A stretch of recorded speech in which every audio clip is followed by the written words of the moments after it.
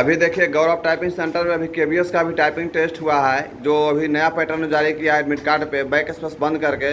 तभी देखिए अभिषेक कुमार तिवारी मारे हैं।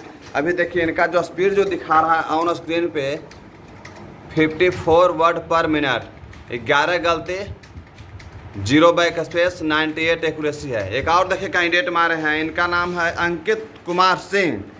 इनका देखिए स्पीड थोड़ा सा देखा जाए तो अभी देखिए अभी टॉप में चल रहे हैं 57 वर्ड पर मिनट, 14 गलती है, 97.29 एक्यूरेसी रहा है इनका।